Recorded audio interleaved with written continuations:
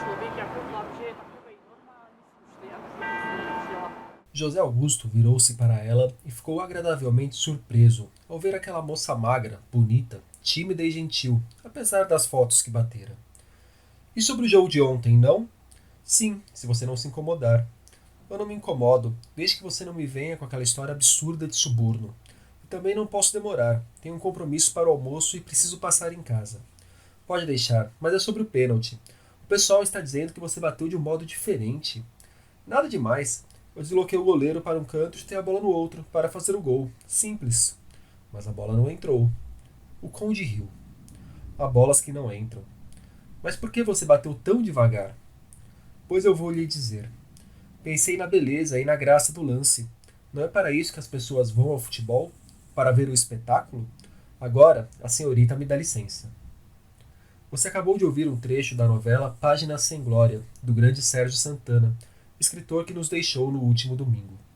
Está no ar a edição 32 do podcast da Página 5. Este episódio é dedicado ao Sérgio. Página 5.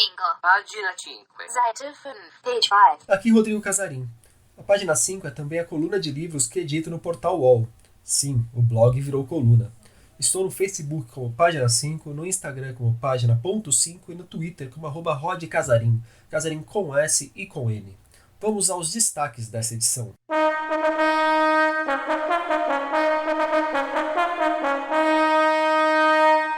O resgate do romance histórico A Muralha, de Diná Silveira de Queiroz. Novidade de Helena Ferrante à vista. Na faixa, textos teatrais de novos dramaturgos. A matéria do The Guardian sobre o modo como Jair Bolsonaro tem tratado, ou desprezado, grandes perdas da nossa cultura. Cláudio Rodrigues, Marcelo Mirizola e Emília Pardo Bazan nos lançamentos.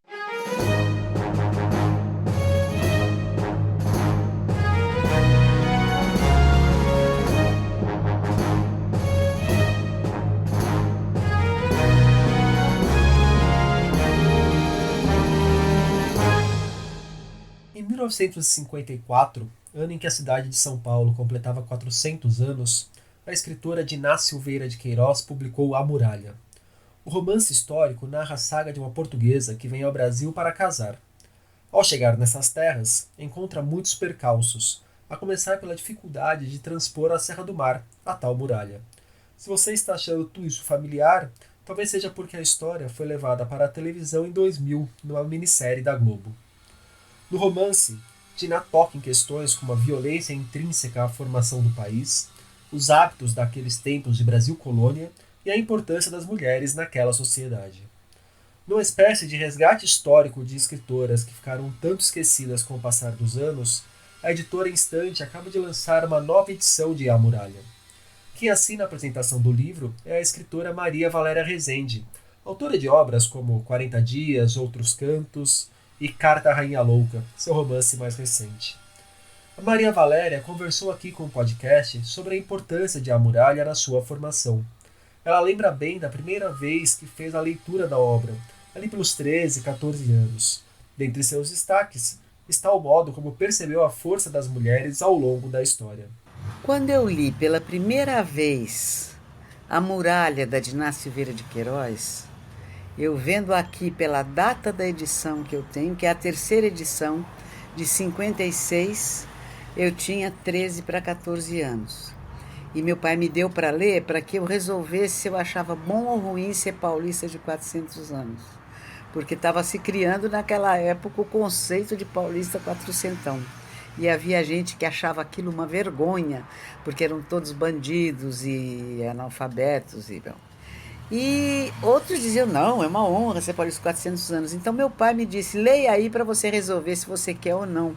Porque eu tinha uma árvore genealógica, verdadeira ou falsa, não sei, que dizia que eu vinha descendendo dos primeiros paulistas. E eu me lembro que eu fiquei impressionada com a força e a importância das mulheres, e como os homens eram sem juízo, e como as mulheres eram fortes, eram as mulheres que organizavam tudo, que faziam a vida possível no cotidiano, que geriam tudo, me lembrando da minha mãe, entendendo melhor a minha mãe, que dizia assim, Ela dirigia automóvel já naquele tempo, dos anos 50, e ela reclamava do trânsito, da organização do trânsito, e dizia mulher é que devia organizar o trânsito, porque mulher é que sabe organizar as coisas.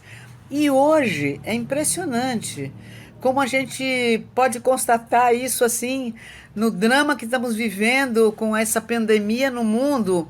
Os países que melhor estão enfrentando a situação são aqueles governados por mulheres.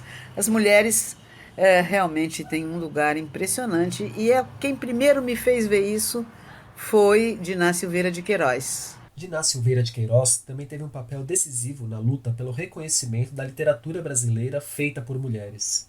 Inclusive, foi fundamental para que a Academia Brasileira de Letras começasse a deixar de ser um espaço exclusivo de homens. A Maria Valéria também comentou esse papel histórico da autora e falou sobre a importância de se fazer o resgate de sua obra neste momento de falta de perspectiva para o nosso futuro. Eu acho uma coisa louvável e necessária recuperar agora, reler, inclusive porque estamos recuperando lembranças, porque não vemos futuro claro na frente, então é preciso recuperar o que a gente tem de memória. E recuperar a obra da Diná Silveira de Queiroz, voltar a lê-la, é fundamental. Ela foi uma pioneira em várias coisas. Esse romance, por exemplo, é um monumento, a Muralha. Mas também houve outras coisas que ela escreveu. Ela foi pioneira na ficção científica no Brasil. Ela foi pioneira na batalha para que as mulheres fossem reconhecidas como escritoras completas de pleno direito. Foi ela que liderou todo o movimento para que a Academia Brasileira de Letras se aceitasse mulheres, mudasse seu estatuto, porque era por estatuto, não podia entrar mulher, era uma coisa absurda. E até hoje, na segunda década do século XXI, nós estamos ainda tendo que brigar por espaço para as mulheres. Então eu acho que a Diná, que fez essa campanha toda, foi a líder da mudança na Academia Brasileira de Letras, e modestamente ela não foi a primeira a se candidatar e a entrar. Ela fez a campanha pela Raquel de Queiroz, que tinha sido cunhada dela, e depois só é a segunda mulher aceita na academia, que foi a Diná Silveira de Queiroz. E não é concessão para as mulheres a gente ler Diná Silveira de Queiroz. É necessário para a nossa formação como escritoras e escritores. Diná Silveira de Queiroz se tornou a segunda mulher eleita para a ABL, isso em 1980. Morreu 2 anos depois, aos 71 anos. Também são de sua autoria livros como As Noites do Morro do Encanto, de contos, e o romance Os Invasores. No episódio passado, falei com a crítica literária Fabiane Seques a respeito do ensaio que ela acabou de lançar sobre a obra de Helena Ferrante. Se você ainda não escutou, só procurar pelo programa 31. Para os fãs da italiana, tem mais novidades vindo por aí.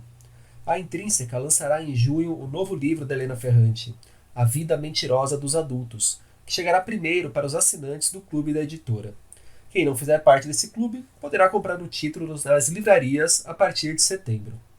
No romance, o leitor acompanha Giovanna, garota que vive num bairro de classe média de Nápoles, na passagem da juventude para sua vida adulta. Um comentário do pai sobre a falta de beleza de Giovanna acaba por marcar a vida da personagem. A Vida Mentirosa dos Adultos também ganhará uma adaptação feita pela Netflix. Só não sabemos ainda quando a série será lançada. A editora Efêmera tem disponibilizado gratuitamente para leitores textos teatrais escritos por novos dramaturgos brasileiros. Dentre as peças disponíveis no site da editora estão O Estado contra George em Alcolu, de Léo de Sá, sobre o racismo. O Último Mercado do Mundo, de Pedro Riera, sobre o consumo e a precarização do trabalho. Reluto, de Vana Medeiros, comédia a respeito do controle dos corpos femininos e do abuso de pequenos poderes. Falei assim, reluto, porque é re.luto que se escreve. E Cartografia para uma Oliveira, de Ana Galhardo, sobre a violência de Israel contra a Palestina. O jornal inglês The Guardian publicou nesta semana uma matéria muito boa e triste sobre o silêncio de Jair Bolsonaro após a série de morte de grandes artistas de nossa cultura. Para quem vive no mundo da lua, o governo não deu uma palavra sequer após perdermos gente como Moraes Moreira, Rubem Fonseca, Aldir Blanc e Sérgio Santana. Há quem diga que não se pode esperar nada de Bolsonaro nesse sentido, mas acho que não é uma boa ideia se acostumar e conformar com o desprezo, a estupidez e a truculência. A reportagem contou com declarações de gente como Chico Buarque, Bia Correa Lago, filha do Rubem Fonseca, e do jornalista Pedro Doria, que fez uma comparação que achei bem impertinente. Para ele, esse silêncio de Bolsonaro tem o mesmo peso que teria o silêncio de um primeiro-ministro britânico após a morte de artistas como Elton John e David Bowie. Deixarei o link da matéria para vocês. Se você acompanha o mercado editorial de perto, certamente conhece o jornalista Cláudio Rodrigues, por conta do Globo News Literatura. O Cláudio também é escritor. Começou lá com a geração mimeógrafo, que revelou nomes como Chacal e Paulo Leminski. No final do ano passado, o Cláudio lançou a reunião de poemas Ave da Vida. Ele deu um panorama da carreira com as letras e falou sobre o novo trabalho aqui para o podcast. Oi pessoal, é um prazer estar aqui falando sobre o Ave da Vida. Escrevi o livro entre 2018 e 2019 a partir de poemas feitos nos últimos 10 anos. Como poeta e jornalista, tenho uma preocupação constante com o que acontece no mundo e esse livro reflete isso a partir de uma linguagem poética. Vivemos uma época marcada por grandes tragédias e a Ave da Vida tenta captar o espírito desse nosso tempo tão fascinante e assustador de mudanças e retrocessos, de sobrevivência, da luta pela vida. É o meu 13º livro, o 10º de poesia. Publiquei também uma enciclopédia, 100 anos de poesia, que organizei com Alexandra Maia, e 2 romances, o Romance de 2001 e Cachorros de 2014. Publiquei meu primeiro livro em 79, no crepúsculo da chamada geração mimeógrafo, e tive vários grupos de poesia como os Camaleões, que eu formei em 84 com Pedro Bial e Luiz Petri, e o Ver o Verso já na virada do milênio. Depois comecei a trabalhar com música também e posso dizer que essa característica musical está bem presente em Ave da Vida. É um livro bastante melodioso, lírico, crítico, vibrante, que toca no ritmo do coração. Ao longo das últimas décadas, trabalhei como escritor, jornalista e produtor cultural. Tudo sempre ao mesmo tempo, mas alguns só me conhecem por minha atuação à frente do Globo News Literatura. Portanto, gostaria de convidá-los agora a conhecer também um pouco da minha poesia. Agora ouçam o próprio Cláudio recitando um dos poemas de Ave da Vida, que sai pela editora Coralina. Bem, Ave da Vida é composto por 38 poemas e uma apresentação onde eu explico toda a minha relação com a poesia ao longo dos anos. Vou ler para vocês um poema chamado Um Minuto de Silêncio, que encerra o livro. 1 minuto de silêncio, por favor. Preciso ouvir lá dentro o som do meu sentimento, sem o mundo exterior. Apenas 1 minuto entre o peso do passado e o pesadelo do futuro. 1 minuto em que o tempo despeça o tenebroso barqueiro que desliza sobre o leito leitoso do rio, pescando almas em sua passagem, ao fundo e à margem, impassível e frio. Por favor, um único minuto para que eu possa penetrar no silêncio absoluto e fecundar o amor que sinto, neste exato momento, efêmero alimento, eterno labirinto. Marcelo Berizola volta à autoficção em seu novo romance, Quanto Custa um Elefante, que sai pela editora 34. Na obra, o autor também volta ao conturbado relacionamento do seu alter ego com Ruína, a musa dos seus últimos livros. O apelido já diz muito sobre ela. Cheguei a escrever sobre Ruína quando Marcelo Berizola lançou o Como Se Me Fumasse, em 2017. Na ocasião, recomendei que a Marina Rui Barbosa, a atriz, lesse o cara. Espero que ela tenha aceitado a sugestão. Voltando ao novo livro, segundo Daniela Coutrin, que assina a apresentação da obra, Enquanto Custa um Elefante, o autor nos conduz de forma fluida por um rio de Aqueronte de muito humor, suspense, sobressaltos e efeitos especiais. Uma praça matriz do coração das trevas, onde nós, leitores, seremos apresentados a ele, o demônio em pessoa. A Gota de Sangue, de Emília Pardo Bazan, foi publicada em 1911, 10 anos antes da morte da autora, e é considerada a primeira novela policial escrita por uma espanhola. Na história, conhecemos Selva, uma pessoa apática, entediada, que não consegue ver prazer na vida. É ela quem encontra o corpo de um jovem morto, e então resolve tentar descobrir quem foi o responsável pelo assassinato. É uma chance de dar alguma cor para o seu dia a dia. A investigação é conduzida principalmente pelas percepções e instintos da personagem. Com o andar às vezes trôpego das coisas, ela acaba se deparando com um grande dilema moral. A Gota de Sangue acabou de ganhar uma edição aqui no Brasil. Saiu pela Arte e Letra em tradução de Yara Tissot. E nos últimos dias, no página 5, nós tivemos uma reflexão sobre viagens e isolamentos a partir do livro Tornar-se Palestina, de Lina Meruane. A homenagem à obra do escritor Sérgio Santana. Algumas formas de como o luto é representado na literatura. E sugestões para quem não aguenta mais ficar sem futebol de verdade. Por hoje é isso. Gostou dessa edição do podcast? Tem dúvidas, sugestões, elogios a fazer, pedras a jogar? Me procure nas redes. Por favor, também avaliem o programa, deem joinha, estrelinha, ou seja lá o que for, e indiquem tanto o podcast quanto a coluna agora para os amigos. Um abraço, um beijo, um aperto de mão e até a semana que vem.